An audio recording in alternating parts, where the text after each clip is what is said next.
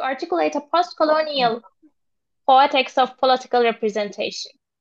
He is a co-organizer of the Cultures of World Socialism Working Group, and his articles have appeared in Comparative Literature Studies, PMLI, Iranian Studies, Philological Encounters, and other venues. His current book project charts how Iranian, Turkish, and Eastern Bloc Orientalists theorized classical Persian poetics throughout the 20th century. We are more than happy to host him at Nazım Hikmet Conference Series of Boğaziçi University's Nâzım Hikmet Kültür ve Sanat Merkezi to commemorate Nâzım Hikmet's birthday today on January 15th. Thank you, Sam, and the floor is all yours. Çok teşekkürler İpekcan, and thank you so much to all of you for being here. And and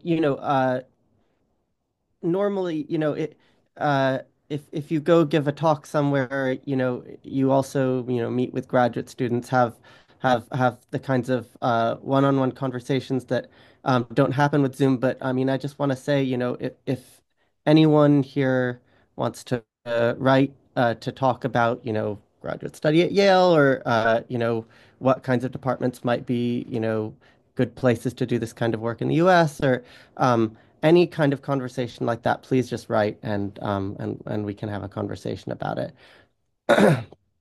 And I also want to say in advance, speaking as someone who started by learning Uzbek and came to Turkish later, um, when we get to the question and answer, if you'd rather ask your question in Turkish, that's totally fine. But I'll be more confident of understanding it properly if you write it into the chat rather than just saying it.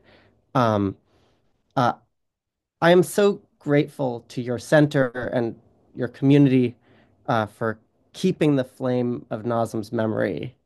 I want to say his works are among the most precious things that the 20th century has left to us hapless 21st century people.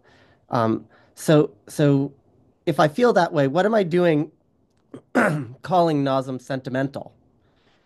If we aren't talking about sentimentalism as a historically specific 18th to early 19th century philosophy and literary style in which the capacity to feel deeply is considered morally lofty, there is pretty much always something derogatory in the designation. If you use the word or its French-derived Turkish counterparts, also French-derived Turkish counterparts, sentimental, sentimentalité, to describe someone in everyday speech, you're indicating that you are unsympathetic to their emotion and that you suspect them of enjoying their own emotion and even admiring it, believing it profound. Um, in Soviet criticism and in subsequent scholarship on Soviet literature, with very few exceptions, the designation sentimental or sentimentalist is almost always a term of abuse rather than an analytic category. But there has been some more recent work on late Soviet sentimentalism, like a book by Eleanor Gilbord on the thaw, in which fantasies of translatability and international love play a central role. And there is something helpful even in the popular usage, because it draws our attention to the reflexivity or even virtuality of sentimental displays of emotion. So, somewhere between the historicism that focuses on it as a historical phenomenon, right, and a more general aesthetics, my approach today departs from the body of scholarship beginning with Lynn Hunt's Inventing Human Rights that associates the early sentimental novel with the emergence of the liberal conscience, and in particular, the American cultural theorist Lauren Berlant's much longer story and fuller theorization of white women's sentimentalism in the book Cruel Optimism, which runs from abolitionism and Uncle Tom's Cabin through to classic 20th century melodramas and musicals like Showboat. Some of her figures are classic liberals, but many were in some stance of solidarity with the Russian Revolution, the Spanish Republicans, anti-fascism, and so on. I mean, they're more radical, and they wrote sentimental novels and so on. Berlant's account emphasizes sentimentalism's importance as a space for women to grapple with the gap between the fantasy of communion, both romantic and political, and the letdown of reality. So, with this sketch in mind, I want you to close your eyes and listen to a 1957 Nazım poem that I'm sure is familiar to all of you. Um, in fact, it's so ubiquitous that I feel a little silly talking about it, but that I do think opens up in some ways once we allow in the category of the sentimental. And I'm just gonna put the yeah, there's the translation in case there are non-Turkish speakers here. It's a slightly poetic translation, but it gets across most of it. So in the communist poetry of exile, scenarios of erotic love or personal friendship across a geographical divide often function as synecdoches for the beautiful, incomplete project of internationalism. This is especially true of the verse of communist poets from the Muslim world, given the consistent prominence of separation from the beloved as a topos in classical Arabo-Persian verse. Poets and readerships could rely on a familiar set of shared conventions in poems that treated socialist or internationalist community as an unfulfilled civic sublime, just as in classical poetry, uh, separation and love stands in for the divine. So we've got a civic sublime instead. So here we have Nazım presenting the reader with a separation of this kind, linked by biographical circumstance to his exile in the communist bloc, far from his native Istanbul, where his wife remained. It's no coincidence that it's one of Nazım's most famous poems. It's gloriously sentimental. Okay, so. Başım köpük köpük bulut, içim dışım deniz. Ben bir ceviz ağacıyım, Gülhane Parkı'nda. Budak budak, şerham şerham, ihtiyar bir ceviz. Ne sen bunun farkındasın, ne polis farkında. Ben bir ceviz ağacıyım, Gülhane Parkı'nda. Yapraklarım suda balık gibi kıvıl kıvıl. Yapraklarım ipek mendil gibi tiril tiril. Koparıver gözlerinin gülüm yaşını sil. Yapraklarım ellerimdir. Tam 100.000 elim var. 100.000 elle dokunurum sana İstanbul'a. Yapraklarım gözlerimdir. Şaşarak bakarım. 100.000 gözle seyrederim seni İstanbul'u. 100.000 yürek gibi çarpar çarpar yapraklarım. Ben bir ceviz ağacıyım Gülhane Parkı'nda. Ne sen bunun farkındasın, ne polis farkında.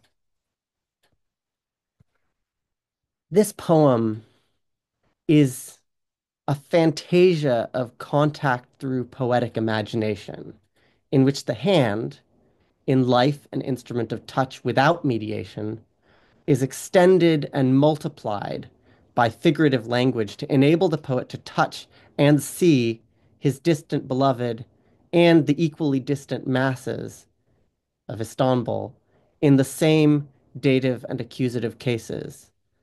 Sana İstanbul'a, seni İstanbul'u.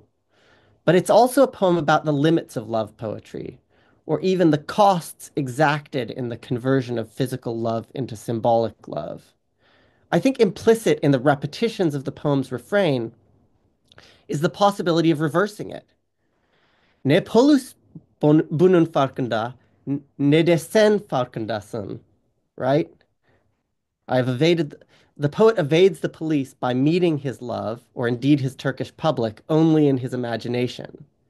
But such imaginary communication does not make hands meet or bring his address to his addressees. The way the poem regards and savors its longing links it with the scenarios of separation typical in ghazal poetics and the popular musical forms linked to it. Meanwhile, the speaker's wonder at and celebration of his inner Sturm und Drang, a clouded mind, an interior sea that can't be contained, a fecund and fruitful growing plant, is utterly romantic and belongs specifically to the repertory that Romanticism inherited and elaborated from the slightly earlier Sentimentalism. It's an incredible poem earned by Come experience. on. Nobody would call it cheap or kitschy, but there's a certain maudlin familiarity that does something to explain its popularity, which is, in my opinion, a good thing.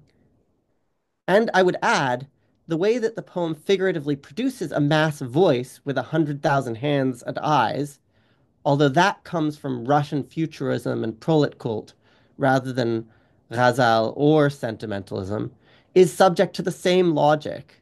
It too is a sort of defiant and self-pitying compensation for Nazım's inability to commune with and draw representative legitimacy from the real Turkish masses. So Berlant has given us a generous, appreciative, but clear-eyed way to understand the sentimentality of Nazım's late works, written in prison or in his final irreversible exile, published and read during the last 2 decades of his lifetime, primarily or exclusively in translation. And I think the key here is that their composition was cut off from the usual immediate feedback loop of direct reader response. Their composition for translation.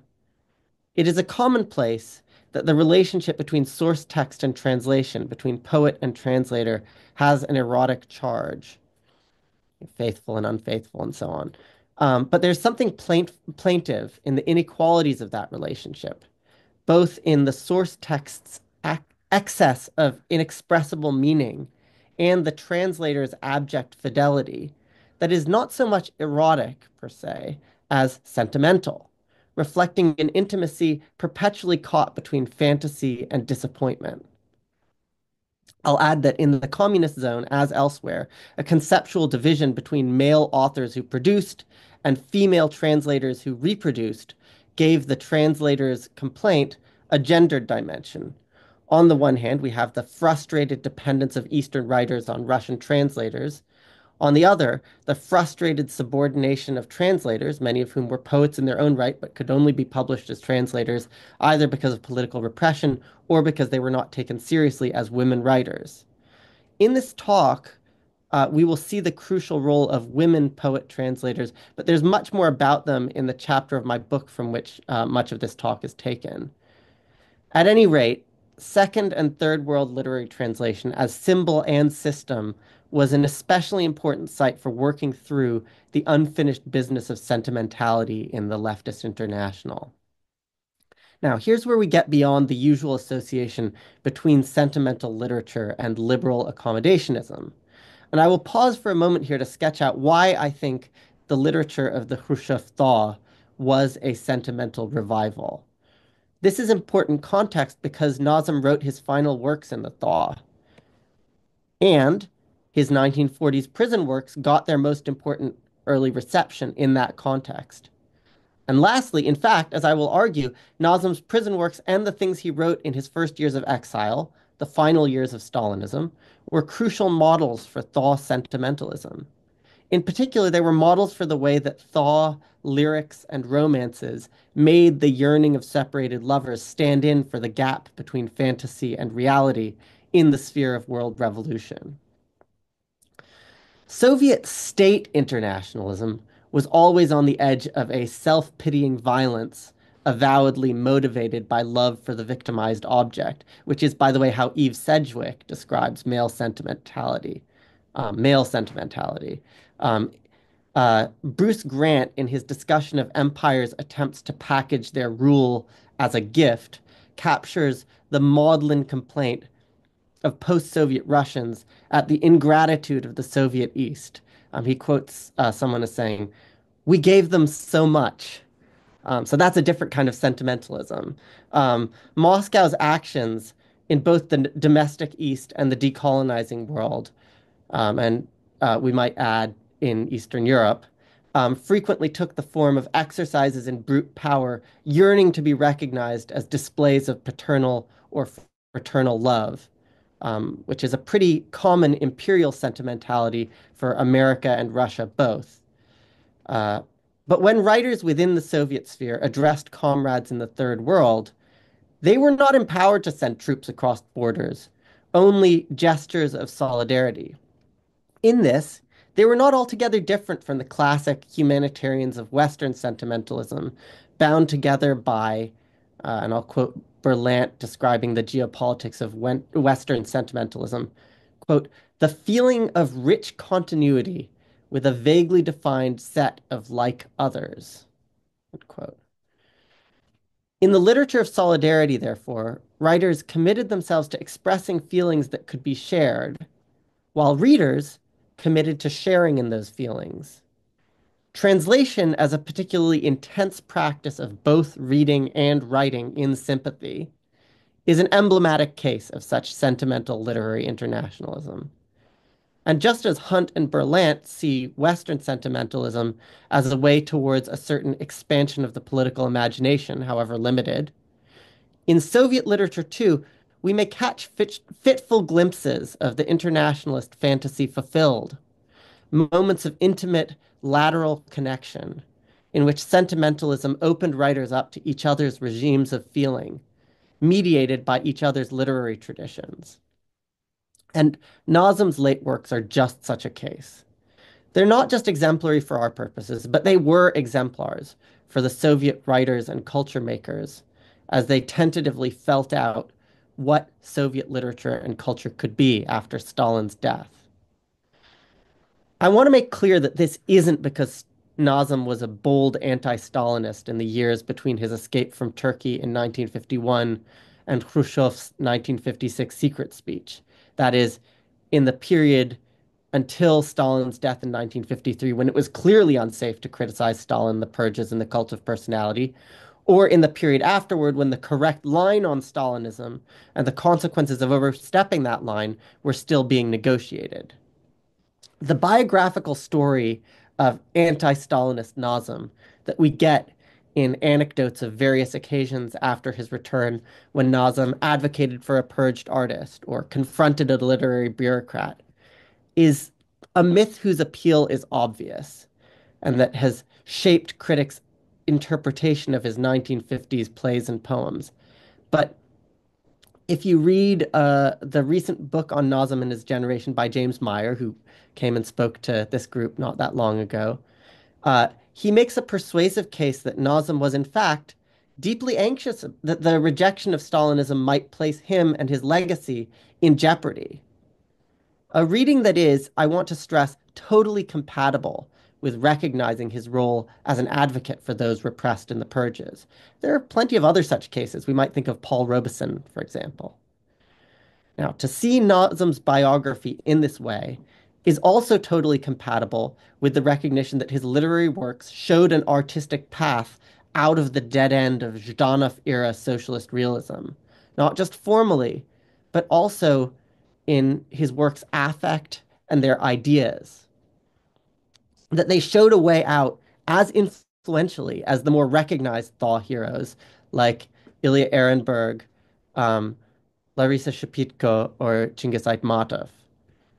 Nargis Ertürk, in her new book Writing in Red, has made a strong case that it was precisely in secondary arenas of socialist realism, like Turkish literature, that new possibilities were brewing during the stagnant late Stalin period. And my picture of late Nazım fits well with hers in that respect. I'll touch on some biographical reasons why Nazım was especially well equipped to be this pathfinder, but my focus today will be on the rhymes between Nazım's approach to the politics of art and the field of possible approaches associated with the post-Stalin moment more generally. Parts of what follow will be drawn directly from a section of a chapter of my book, Persianate Verse and the Poetics of Eastern Internationalism, that takes Nazım as one among several key figures for the late Stalinist and Thaw culture of Eastern translation.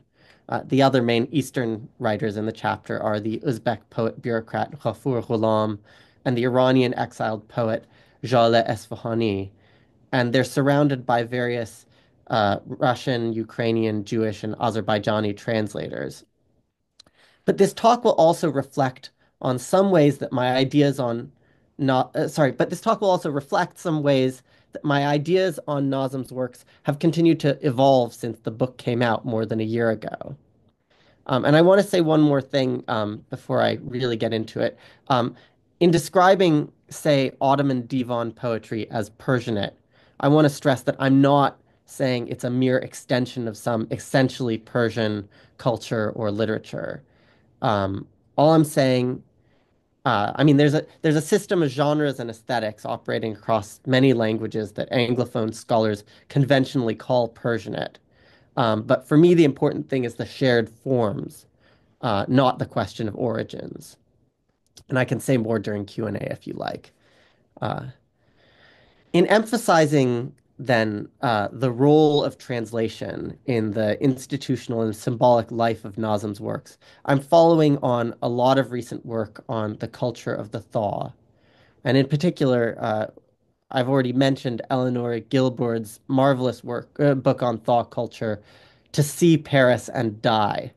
Uh, Translation had been an important symbol in the early Soviet period and in a different way in Stalinism, where the complete translatability of culture underpinned the idea of the complete translatability of culture underpinned the public events of the multinational friendship of peoples. When Stalin spoke, his words could be understood without error or variance by all the peoples of the Soviet Union in their own languages, and the New World civilization, pitted against the particularisms of fascism, was to be structured by universalist mutual understanding and appreciation. As in all the cultures of European imperial translation, so in the Stalinist literary system, we can see plenty of Russian translators describing their work in terms of discovery or conquest, but also in terms of romantic love. And I'll say that this is in the Stalinist cultural field, this is actually somewhat unusual because in that field, internationalism tended to be structured in terms of familial rather than romantic analogies. Um, but in translation, it does appear as erotic love.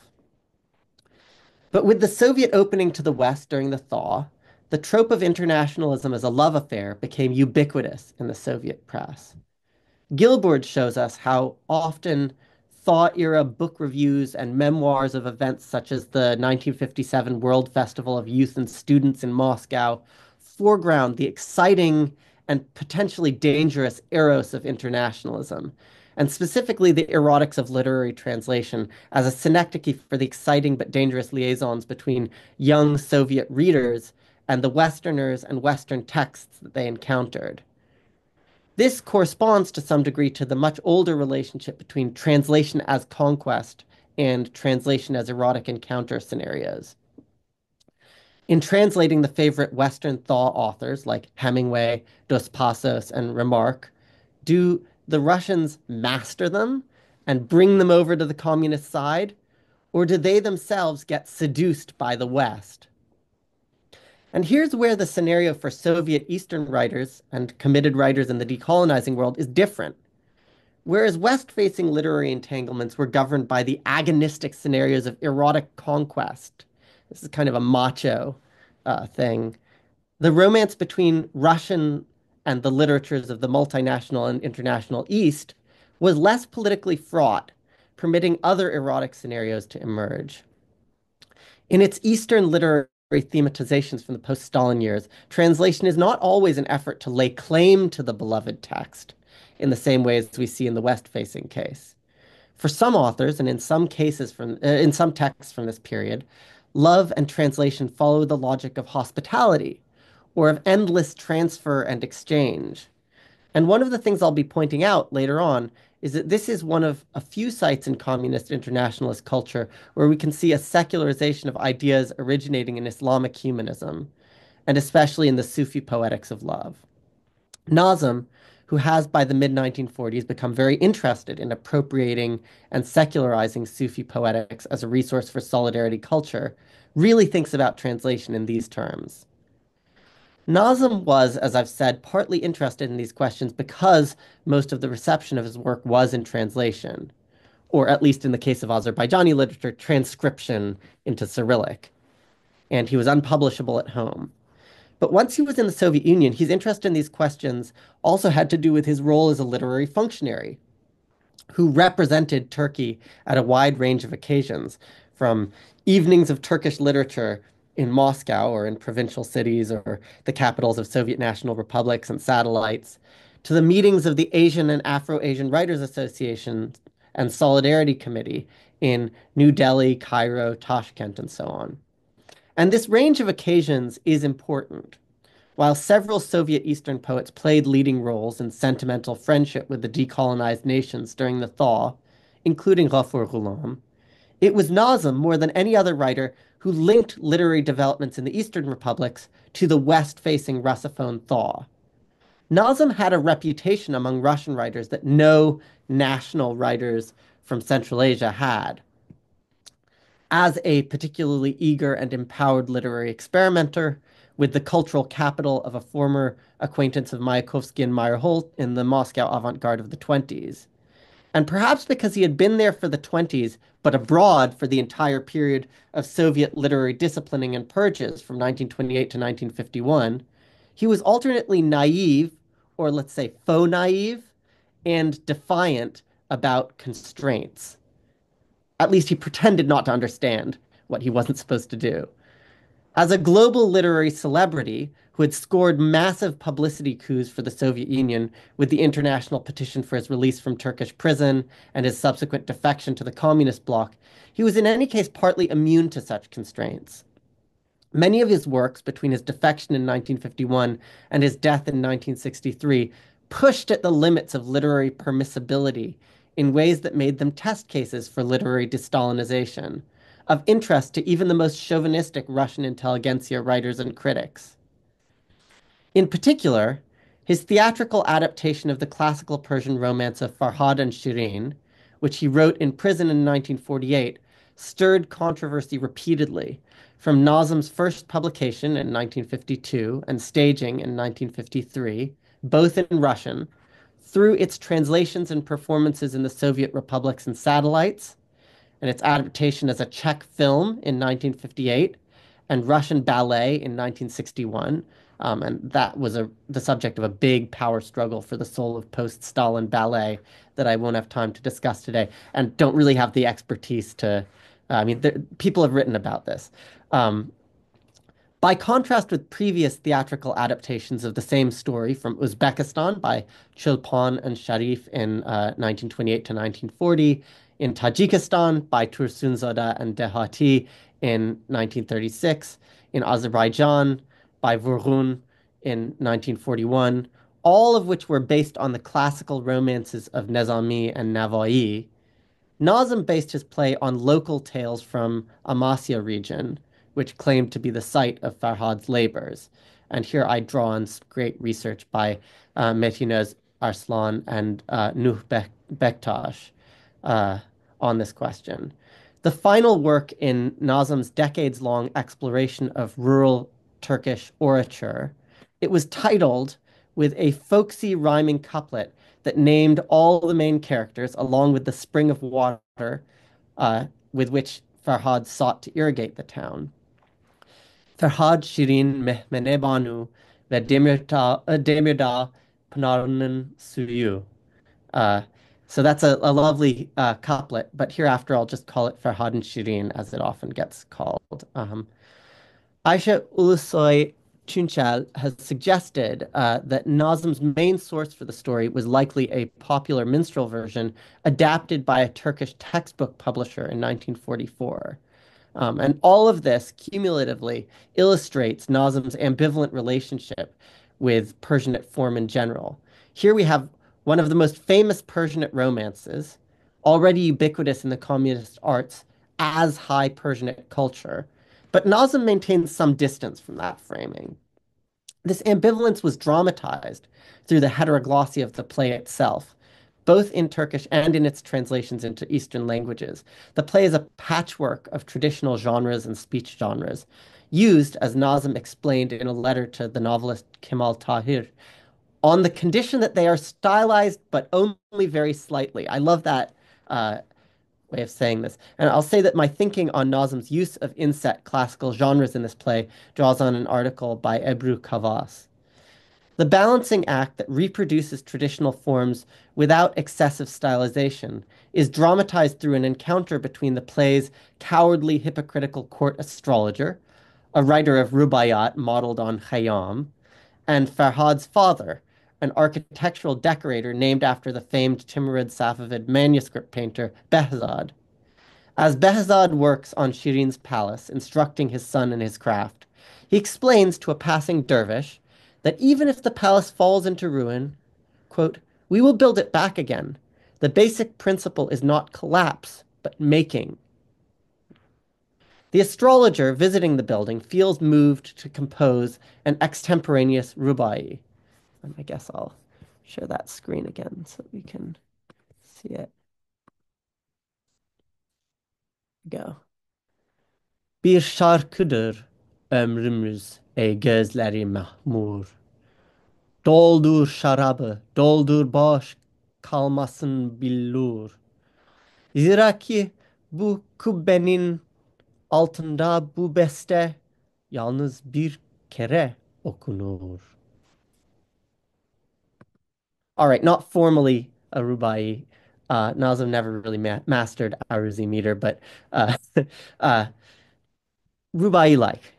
Many of you will be familiar with Nazım's cycle of prison rubaiyat, in which he had developed an extended critique of the Khayyam mode of disengaged worldliness. They reach from parody in the first section into a real repurposing of that four-line rhetorical structure. But in Farhad and Shirin, the master builder's response to the astrologer's rubai is limited to the laconic observation that unlike the artisans, this astrologer clearly fears death. Nazım's use of a poet-astrologer as a foil for the labor heroes is an extension of his early futurist anti-Persianate verse, in which he makes declarations like, Sadi has spoken his last, and insists that he is not a nightingale. As the two rubaiyat quoted above indicate, much of that attitude persists in his work from the 1940s. But at that point, he was beginning to distinguish between versions of the tradition that were more or less acceptable to him. These were sorted along class lines, but also according to a distinction between honest, humble craft and dishonest, pretentious art. Craft versus art. The astrologer is firmly in the latter category, together with much of the Persian literary canon. Notice that he compares life to a beste, a classical musical setting for ghazals. And just to confirm this reading, I'll add that the Uzbek poet Ghafur Ghulam's translation of Nazım's play translates that line in the astrologer's quatrain as Hayotimiz bir ghazaldir. But Nazım's introduction of the name Behzad, like his use of folkloric sources for the play, indicates a sense of the possibilities of craft. The distinction that Nazım makes between what we might call high and low Persianate culture is somewhat artificial. There are precedents for this in the division that Central Asian and Transcaucasian proletarian critics of the late 1920s tried to establish between the literature of the courts, which they regarded as Iranian and foreign to their nations, and the pre-modern folk traditions that they embraced. And as in the proletarian moment of the first five-year plan period, here too, this stance drew Nazım toward certain vernacular Persianate forms and repertories. And although we can see those aesthetic preferences at work in the text of Nazım's play, they really came into focus in the extensive remarks that he made over the years about how his play should be staged and how he meddled in productions of the play in the numerous Soviet republics and satellites where it was translated and performed during his lifetime. Nazım's ability to control non-Turkish translations and adaptations of his Ferhad and Shirin was especially important to him because until after his death, the reception of the play took place almost entirely in translations. Some of these translations were mediated by the Russian translation, which was collectively authored by the Orientalists Radi Fish and Ekber Babayev, with the Russian poet Musa Pavlova, and entitled Legenda o Lyubvi, A Legend of Love. Still, the play was also directly translated into many of the Turkic languages of the Soviet Union by major writers, including the Uzbek translation by Ghulam that I already mentioned, Furthermore, in the Turkic republics, Nazım's Ferhad and Shirin paved the way for further recoveries of texts from Soviet Persianate literary modernity.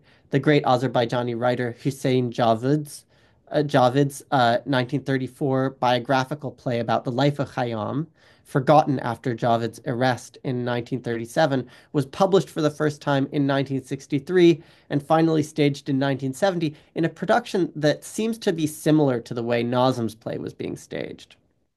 Translation and adaptation thus contributed to the diffusion of what we might call Persianate love poetics. The classical word is taghazul, in the communist bloc, within the communist East, but also bringing it into Russian and East European culture. Ferhad and Shirin was an exemplary instance of this process, but it also reflects on the process through its plot, which shows how love can be transferred and abstracted by means of analogy. That literature could be translated without loss of meaning was axiomatic in the Second World literary system generally, but in the first years of Nazım's post-1951 exile in the communist bloc, when his literary activities occurred almost entirely in translation, faith in translatability was a practical necessity.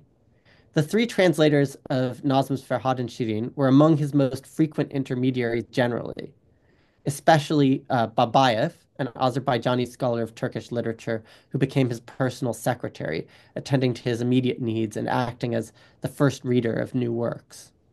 In the poet's last years, his first Soviet biographies were written by Babayev and Fish, a Jewish professor of Turkish literature who also acted as an occasional fixer for Nazım.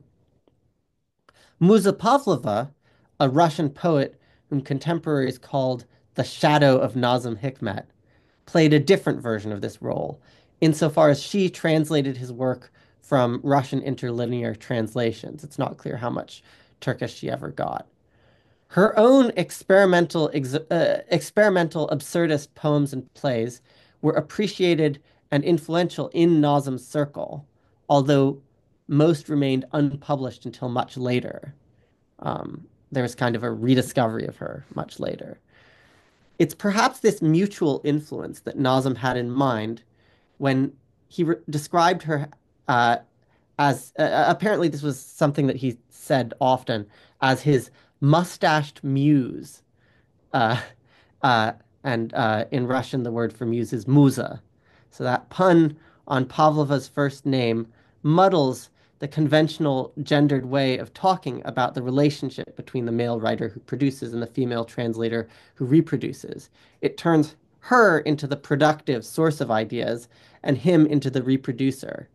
Um, and we might also observe that there is a possible allusion here to the ungendered, frequently mustached beloved of classical Persianate verse, even if there's also a kind of unkind reference to her personal appearance involved. Uh, but beyond this inner circle were a much wider range of interpreters, including the translators, directors, and actors who brought Nazım's play to stage and screen in situations beyond his control.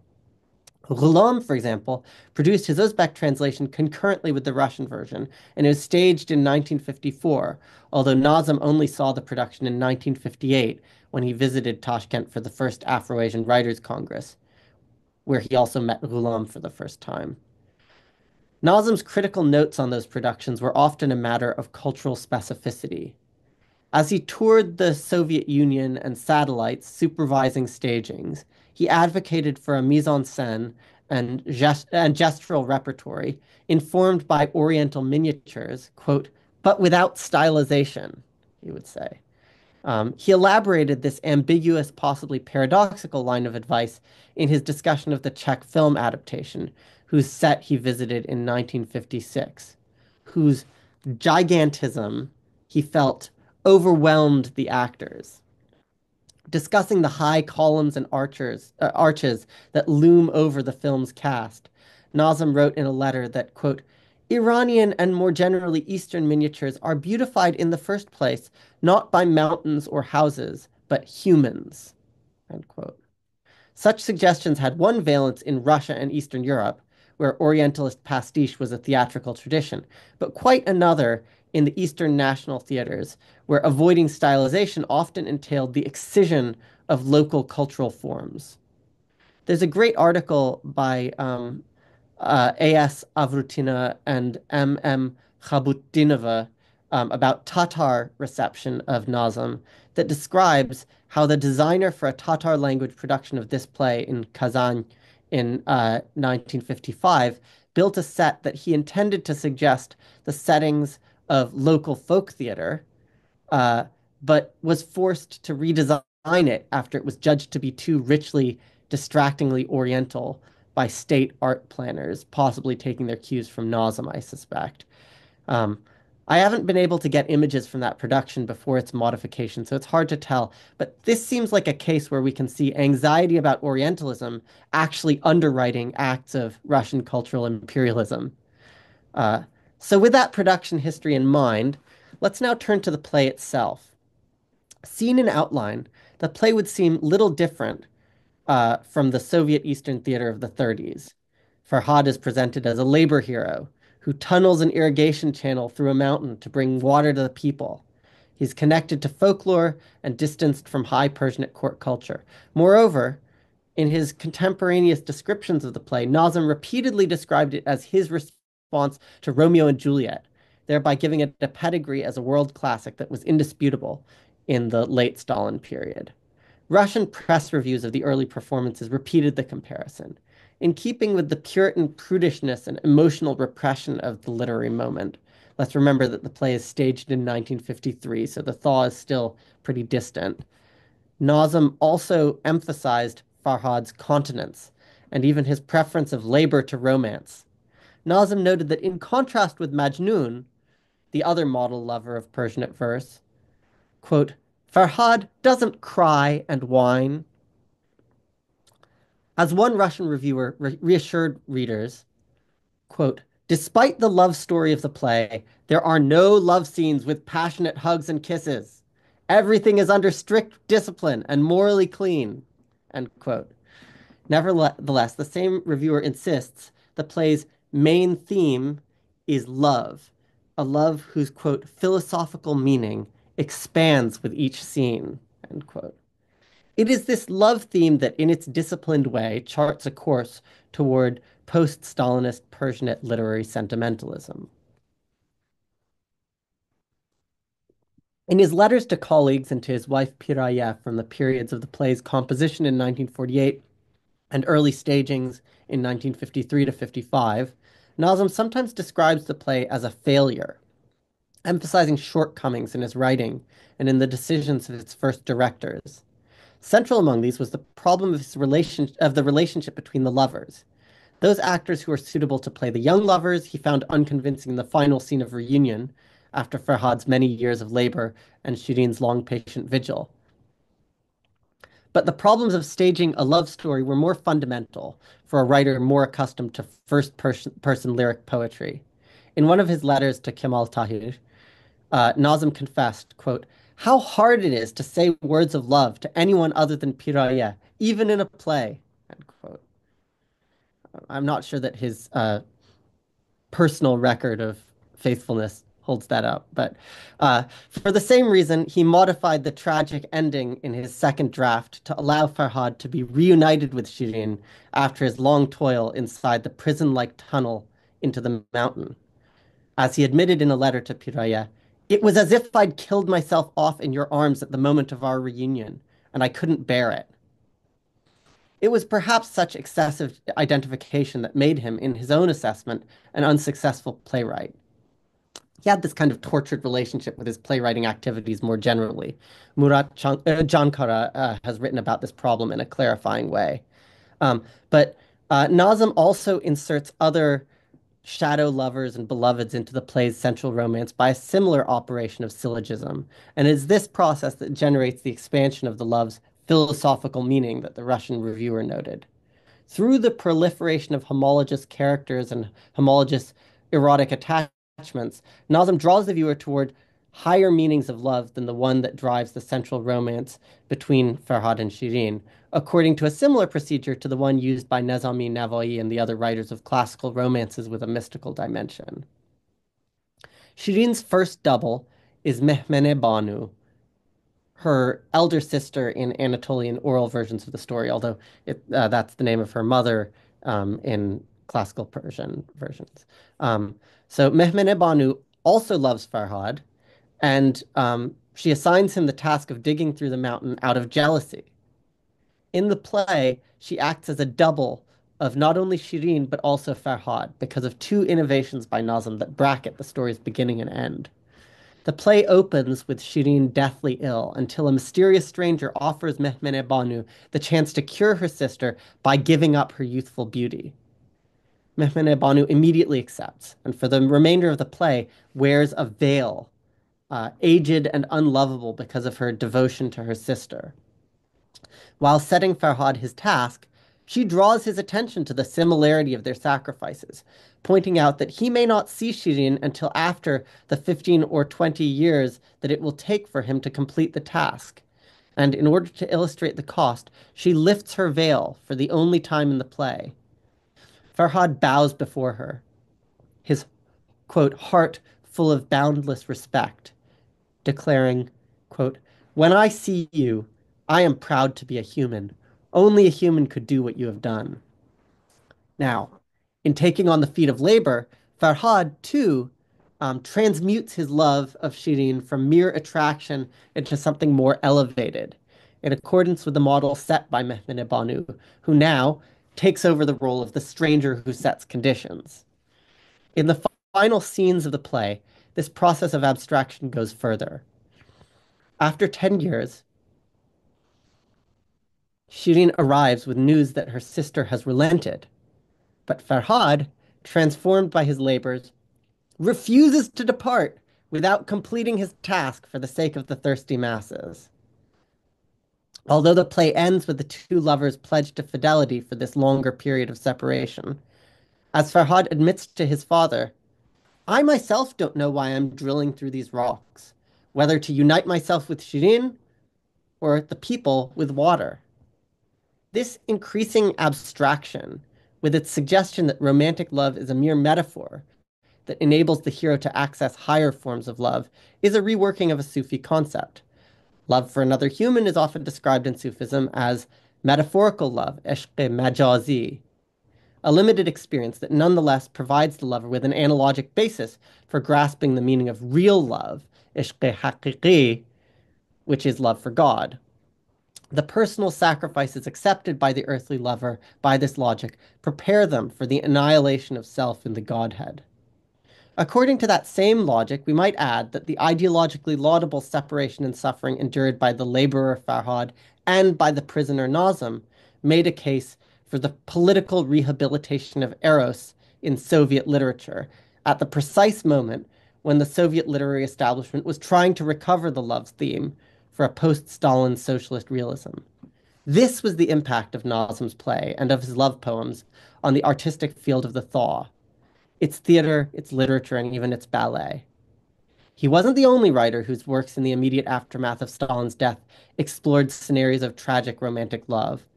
But not only was he one of the first whose works along those lines were published and performed, the works in question had been written in the 1940s, and it was only through an accident of history that they came into visibility precisely at the moment when they were the most timely. Nazım was by no means a countercultural figure in his final years in the Eastern Bloc, but when we think about the writers who stretched the bounds of what communist literature could do, Nazım belongs on the list with Olja Süleymanov, Solzhenitsyn, and Yevtushenko. And it's especially remarkable given that this really historically important episode occupies a pretty minor place in his literary legacy. This is just like one of several major things he did. I'll add one more layer to this account of Nazım's late love poetics.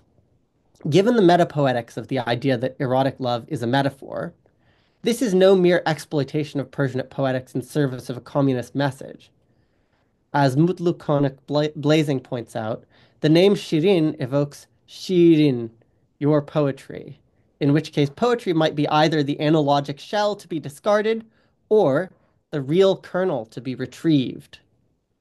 Rather than attempt to determine which Nazım regarded as the most real object of desire, I would suggest that the most notable feature of this scenario is the operation of substitution itself. Although Nazım had initially struggled to direct his love poetry at any but its most immediate addressee, Piraye, by the end of this process, Nazım makes love a verb that can connect many permutations of subject and object, including the abstract love of the poet for poetry, or the worker for the people, or the still more abstract love between peoples. And this is precisely how the erotics of poetic translation held together the affective space of internationalism in the post-Stalinist East. Political surrogacy shares with poetic translation the fundamental assumption that by the procedure of speaking on behalf of a possible lover to a possible beloved, love can be induced and indefinitely extended. With this in mind, I'd like to conclude by noting that the first poem by Nazım that the great Urdu poet Faiz Ahmed Faiz selected for translation was precisely a love poem from prison. The two had met at the 1958 Afro-Asian Writers' Congress in Tashkent, and Nazım later hosted Faiz at his cottage outside Moscow, where Faiz, a poet who worked mostly in Arabo-Persian meters, recalls Nazım trying to convince him to use meters based on colloquial speech. The two poets have been compared often as communist poets, poets imprisoned on political charges, and in a way, these meetings were a passing of the torch from the preeminent Eastern poet of the peace movement in the 50s to the leading voice of Afro-Asian solidarity in the 60s. More important for their verse, both used the ghazal poetics of separation from the beloved to write about exile and the yearning for political solidarity. In Faiz's case, the archetypal separation was the partition of India. And I'll add that I've been going through Nazım's many prison poems and haven't found the source of this translation yet, but it really does sound like it must be a Nazım translation, albeit likely via a relay text in French or Russian, which illustrates my point here perfectly. The translation, Zindan se ek khat, with the words Marijan, my love. This is addressed to Piraye, or to one of Nazım's other beloveds, but already we can see the operations of translation rendering that love transferable and extendable. In prison, the speaker tells us, I've begun to fall in love with my dreams. I'm quoting here from the beautiful English translation of Faiz's translation by the Kashmiri poet Agha Shahid Ali. These are dreams in which he walks free through the world. But turning back to his addressee, is it Piraye now? Or is Faiz saying this to Nazım? Or to us? He reassures them that this dream life has not diminished his love for waking life.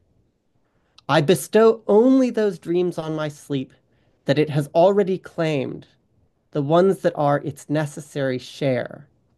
That is, his most important dreams are reserved for the real world. This is not a bad way to think about Nazım's life outside of Turkish. A sort of second dream life where his poems could walk free during his time in jail and, let's say, during his lifetime in exile. Not the primary object in which he placed his love and dreams, that was his own people and language, but a wider horizon, a virtual space for the figuring of non-personal emotions. This virtuality makes it a civic space for all languages in the whole world. And it's precisely in this sense that internationalism must be sentimental. Thank you all. I look forward to your questions. Thank you. And thank you, Sam, for making us think, and for some of us, probably rethink love, translation, and Nazım's poetry also in translation. So I will open up the floor for questions. You can simply ask also in person or write to chat, and I can read them out loud for everyone who can probably not check those at that point.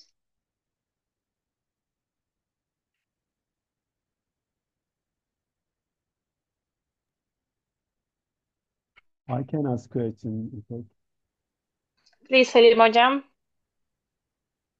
Thank you for this wonderful talk, Sam. I was thinking about when you're talking about the revival of, love poems in the post-Stalinist era, I was thinking, if you can talk about a little bit more, because you talk about basically what happened in Russian literature. That's the probably simplest way to, anybody was writing, in similar manner in Russian, and are there any connections, between, other languages and Russian literature at that time?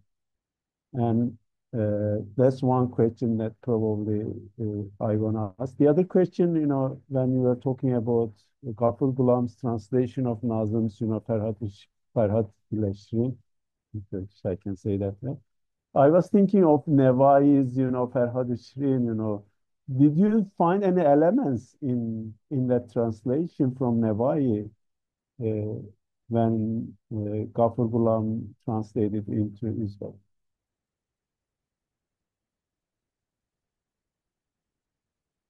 That's all. Thank you.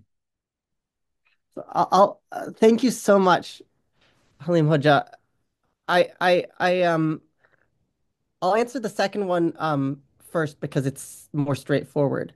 I don't think Nazım had read the Navoy version.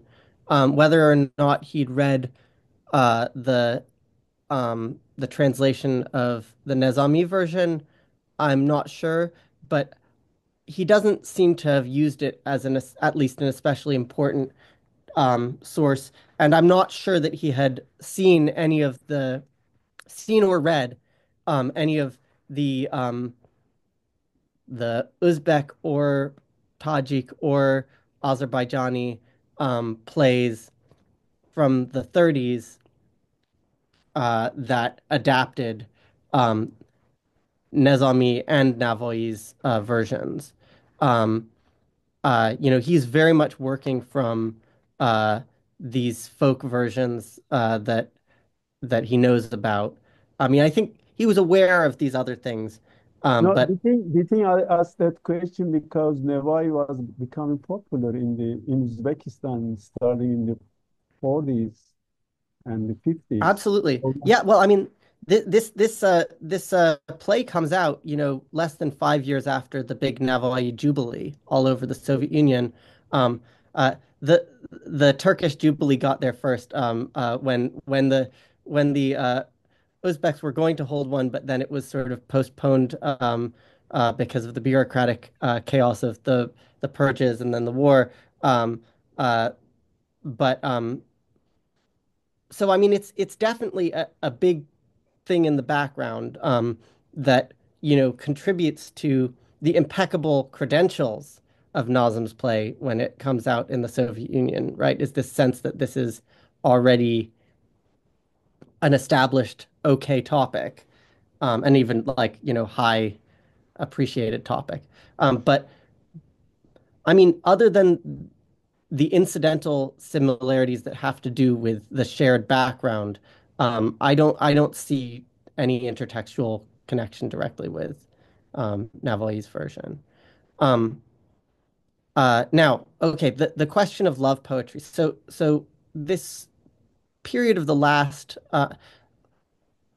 basically from pretty soon after the end of the Second World War to Stalin's death, there is a crackdown on possible nationalisms, on lyric love poetry that is insufficiently, clearly political in all the literary languages of the Soviet Union that gets referred to as the Zhdanovshchina for Zhdanov, its primary uh, mover. Um, you know, uh, there's sort of a return to persecution of Akhmatova for her apolitical escapist love lyrics specifically. Um, and it's not that no one is writing love poetry. I mean, but like during the war there was a lot of this, and specifically sort of in terms of like, poetry from the front. The one of the great famous poets whose career got jump started by the war, Simonov, his most famous poem is a love poem from the front. But there's a sort of like, yeah, there's a signal that that kind of lyric love poetry should not be the focus of Soviet culture after the war.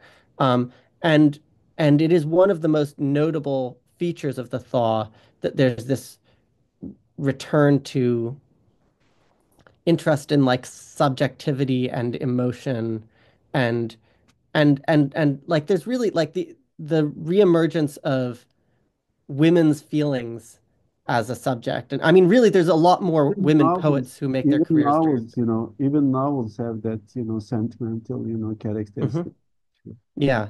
I mean, really one of the greatest Soviet directors, Larisa Shepitko, is a great example of this. But they're all, there's a return in painting. There's a return to uh, experimenting with the repertory of Impressionism. And it's often, I mean, there are all these paintings of like, a woman sort of sitting by a window looking out or, looking down and like, she's not looking to the far horizon, with like determination. She's having some private thoughts, and so this is a sort of possibility that opens up. Um, I mean, I'm not a scholar of Russian literature. I can't really generate the full list of who came up in that moment. But it's certainly in the national literatures too. Thank you. Thank you. And And I will thank you, Zainab. I was gonna read out Zainab's comment for those who cannot follow the chat now. She appreciates the talk, so this was a great talk. I particularly enjoyed how you define internationalism as bringing together regimes of feeling and exemplified that throughout. As a scholar of Sufism, I also appreciated your genealogical stance on the concept of love, and she has to leave, so that was a note from Zainab, and I'll leave the floor for any other questions. If Oh not, yeah, I and will I ask just my own question. yeah, and I want to just Please, say, Sam. if anyone wants a PDF of my book, just write to me because it's these academic books are ridiculously expensive, and I just want it to circulate. Anyone who's a Turkish reader will be annoyed by the way I transliterate, or I wanted people who couldn't read the languages to be able to read out loud the poetry, and so the C's have been replaced with J's and so on. But I'm hoping that eventually it'll get translated into Turkish, and then no one needs to be annoyed anymore. Sorry, Ipek. That's no problem at all, and that's generous of you. So thank you. I actually had a question which uh, kind of thinks along with your ideas on translation and adaptation. I mean, I definitely see your point, how kind of Nazım Hikmet adapts Farhad and Shireen and how it gets translated and adapted again and again with each version. But there is also a very traditional side to it. I mean, the translation and adaptation of a classical romance has been there since its initial first writing. So I simply wanted to ask you to comment on the continuity or break, how you see that mode of adaptation or translation, is it similar to what it has been throughout? For instance, it's being Farhad and Shireen after the Turkish lore, not Hüsrev and Shireen after the Persian lore? Or do you see something new about this way of adaptation and translation in which we can follow the translators, which would remain mostly anonymous in the traditional structure? Yeah, my introductory complet students have been reading Jeanette's palimpsests for today, so this is fresh on my mind.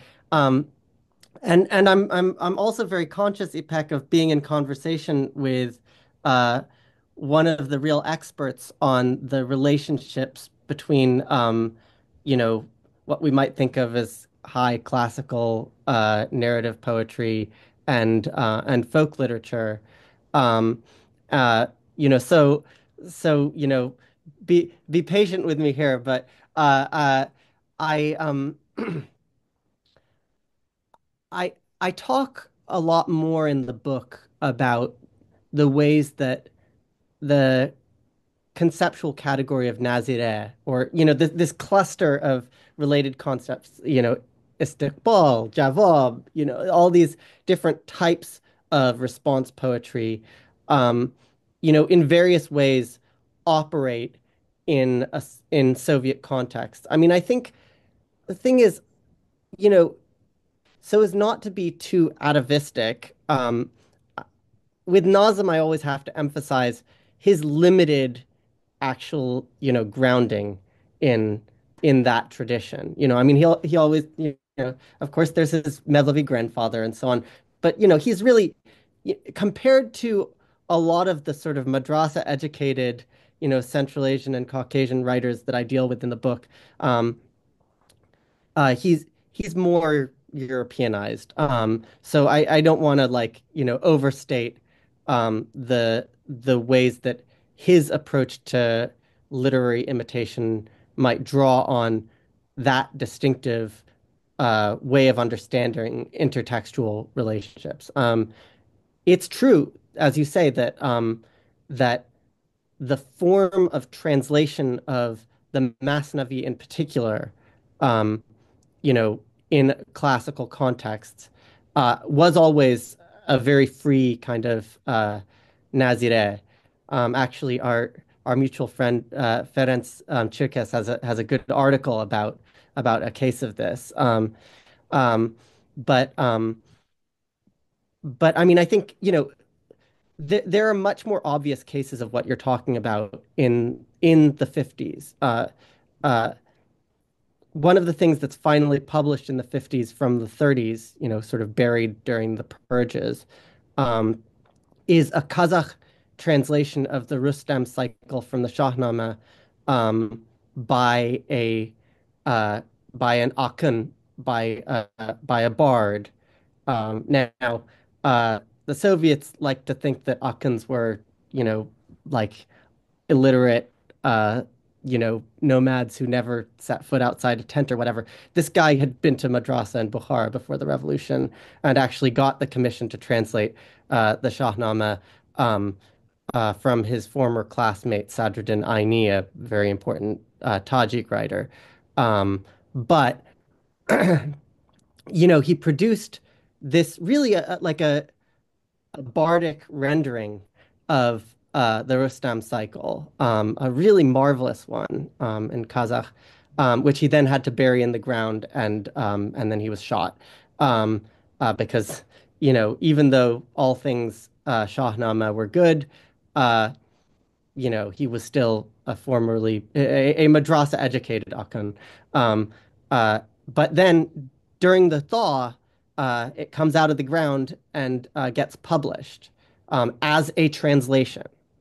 So this is kind of there is a real continuity between the practice of Nazireh and what translation was understood to be during the thaw.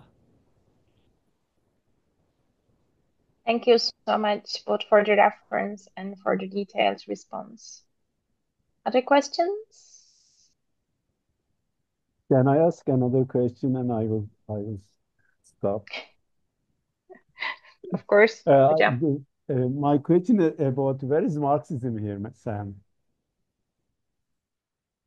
This is something I'm thinking about a lot these days, as I've been really, trying to work in a more focused way on um, basically taking seriously the formal theorizations of poetics that were produced by basically madrasa trained Orientalists, you might call them, in the 20th century, um, on, you know, both inside and outside the Soviet Union. Uh, and um, and I think that, everyone's everyone sort of knows the cliche that like, when you read a book from the Soviet Union, uh, you know, the introduction and conclusion you can sort of like ignore because that's where they're the obligatory quotes of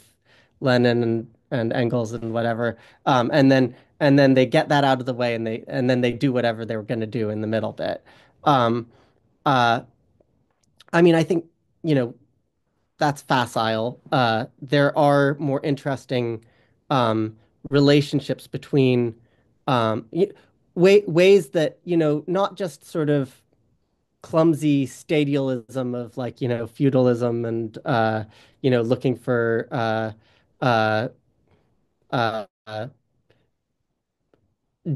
indigenous genealogies of materialism and, revolt, but actually more interesting consequences of, for example, sociologism.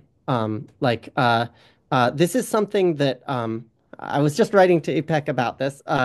Um, so even though there are like various rebukes to vulgar sociologism during the Stalin period, after the Stalin period, it's something that Soviet critics and left critics in the abroad seem to keep coming back to is not just base superstructure, but like trying to find ways to think about the relationship between modes of patronage and modes of literature. Um, and I think that like Nazım's interest in craft has everything to do with this. Um, uh, you know, yeah, Nazım was a poor student of the core texts of Marxism. We all sort of know that.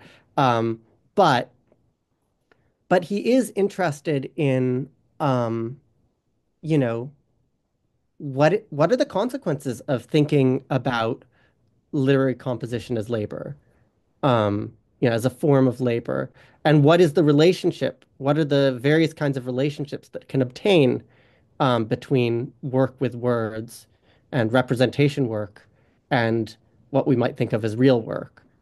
Um, and yeah, he's really profound on that, actually.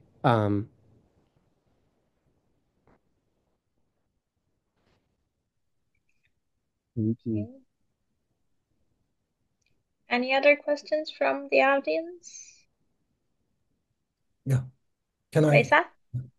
thank you, Professor Hodgkin, for this wonderful talk. This might be a follow-up question after Halim Hoca, but I'm not sure. Nazım's rewriting of ghazals and rubaiyat, or his rhythmization of Mesnevi, like, Ferhat Şirin, roughly shows that he was mostly, if not always, committed to the political functions of poetry. He often opposes or accuses the poets of the past, right, by addressing them by name, Ghazali, Mevlana, Sadi, or Hayyam. As you said in your lecture, he was critical of Hayyam's disengaged worldliness, right? Can we say that he somehow tries to reconcile his materialism, or sometimes vulgar materialism, with mysticism or Sufi mysticism for a political intentions, or is there more than that? What would you think? That's an interesting and difficult question. I used to think, okay, he starts his career. I mean, once he comes to the Soviet Union, he takes like a maximally provocative, uh, divan poetry stance. Uh, and, by the time he's writing his Rubaiyat in prison, he's doing something more interesting. I mean, I sort of hesitate to be categorical in that way because Mm. actually I think he continues to strike these stances, through to the end of his career, against uh, classical poetics, and at the same time, at every stage he's doing more interesting things, in fact. Um, but on the question of mysticism specifically, you know, someone ought to write a book about that because the the the cycle, of his Rubaiyat that specifically is addressed to Mevlana, um, is one of the most slippery and uh, hard to be confident about what he means by it of his addresses to classical literature.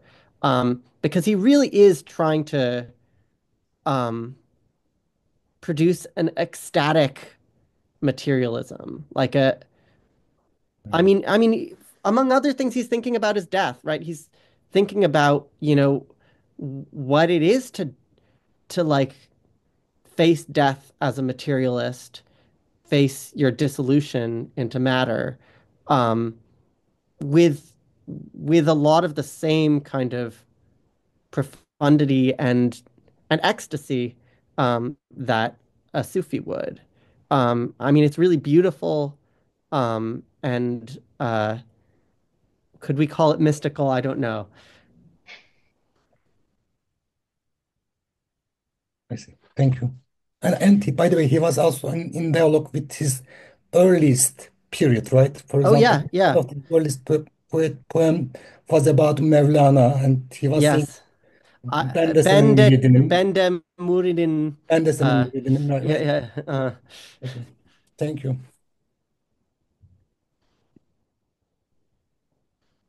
Any other questions before we wrap up?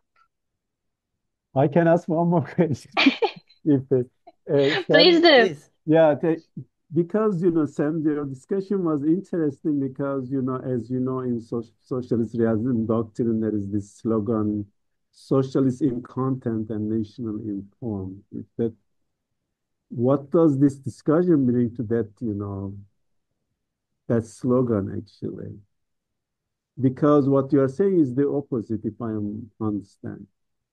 Because he's obsessed with the form, and when they do rewrites and appropriate or whatever they do, actually they are more interested in the form and, as you said, in crafting it. Yeah, I mean, I've written about this national informed socialist and content formula and the various things that it can mean. Um, uh, in so I edited a special issue of comparative literature studies on communist world poetics, and the introduction is where I kind of lay out a whole approach to that. I mean, one of the things that's most striking is the frequency with which, in the context of Soviet multinational literature and solidarity literature, the content can be precisely this is a national text, right? Like, and that national content, like the content of like, I am a national poet, um, can actually be expressed in perfectly European forms. If anything, there was more allergy to national forms in various sorts of venues.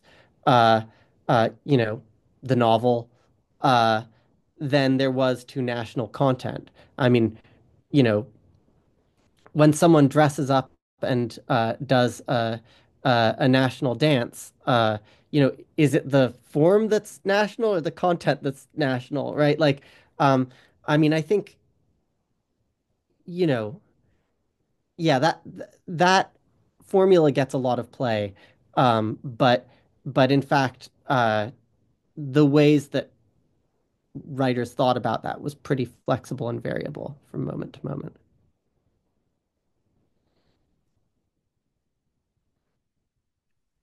Thank you, Sam. Any other questions? Is there something you wanted to comment on or something that you wanted to say to wrap up before we close Well, the I mean, discussion? I guess I would just thank you all again for coming and for staying and having this conversation. And I hope I'll be able to keep up this conversations with you all over the coming years. And I look forward to your next uh, talk. Please keep me on the Thank, list. we will. Thank you. And thank you so much for joining us for today. And I'll also thank everyone who were with us tonight. So thank you so much. Thank you. Thank you. Thank you. Thank you very much. And thank you for being patient with my question. Are you kidding? They were great questions. Thank you so much. Take care. Thank you so much, Dr. Ashkin. İpek kapatıyor musun? Evet. Ama Evet. host şu an Günce. Ha, tamam. Professor Hodgkin, is there any plan that your book will be translated into Turkish or not? Well, I Do think it, you know, Nargis mentioned uh, there was some conversation with someone at YKY, but I don't know. I mean, that would obviously be a dream, but I don't know. I mean, honestly, anyone who's interested should, get in touch with Cambridge, and I'll do what I can to help make it happen. okay. It would be great. Yes. Thank you so much, Vesa. Okay. Thank Okay. you. Thank you, Sam, again. And Thank you hope so to see you much. soon and hopefully in person one time. Yeah, that would be wonderful. Thank you. Take care, Ipek. Take care, Zeynep. You too.